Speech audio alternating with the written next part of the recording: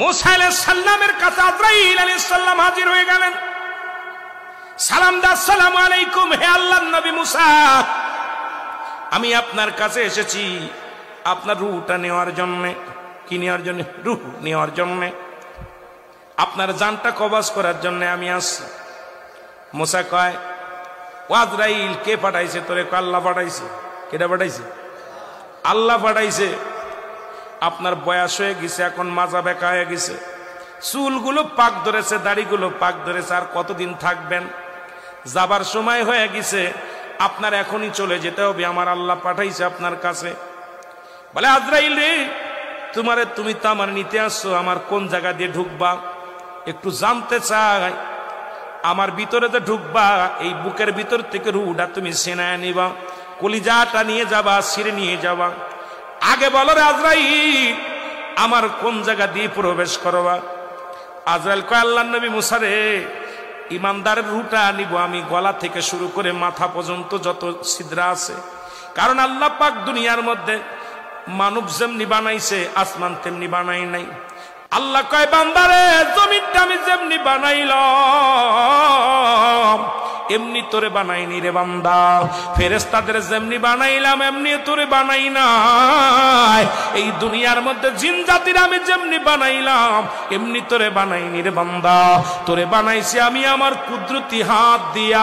এই জন্য ইমানদারের রূহটা আমার আল্লাহ পাক এই মুখের ভিতরে দিয়া, ওই কান দিয়ে নাই, চোখ দিয়া নাই, গাল দিয়া নাই, নাক দিয়া নাই, মাথা দিয়া আমার আল্লাহ আজরাইলকে বলছে যে তুই ইমানদারের রূহটা নিবি, অত্যন্ত আসানে। এই জন্য ইমানদারের চোখ দুটি অনেক সময় বিট করেছে, দেখে চোখ দিয়া যখন জানটা বাইর হয়ে যায়, এই মুখের মধ্যে মিষ্টি একটা হাসি লেগে থাকে রে। চোখটা দিয়া ছায়া দেখে দুনিয়ার জমিনটা। জোরে জোরে বলো আল্লাহু আকবার। আমার ভাইরা, আমার বন্ধুরা, আমার আজরাইল ডাকতে বলে, নবী মুসা গো, আমি আপনার রূহটা নিব, আপনার কি দিয়া? আপনার গাল দিয়া নিব, মুখ দিয়ে ঢুকবো আপনার ভিতরে। মুসা নবী, আজরাইল দাঁড়াও, আমি তোমার মুখ দিয়ে ঢুকতে দিতে পারি না। তুমি কি ভুলে গেছো যখন আমি আল্লাহর সঙ্গে দিদার হয়েছিল, যখন আমার আল্লাহ তাআলার সঙ্গে তুর পাহাড়ের ভিতরে সাক্ষাৎ হয়েছিল, আমি আমার মাওলার সঙ্গে কথাবার্তা বলেছি, আমার এই জবান দিয়ে, আমার এই মুখ দিয়ে আল্লাহর সঙ্গে কথা বলেছি।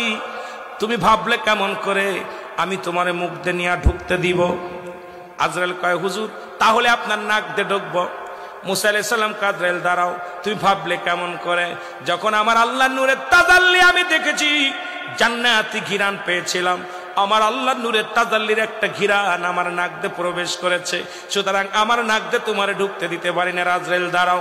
আজরাইল কয়, হুজুর, তাহলে আপনার চোখ দিয়ে ঢুকবো? কয়, অসম্ভব, আমি চোখ দিয়ে তোমার ঢুকতে দিতে পারি না।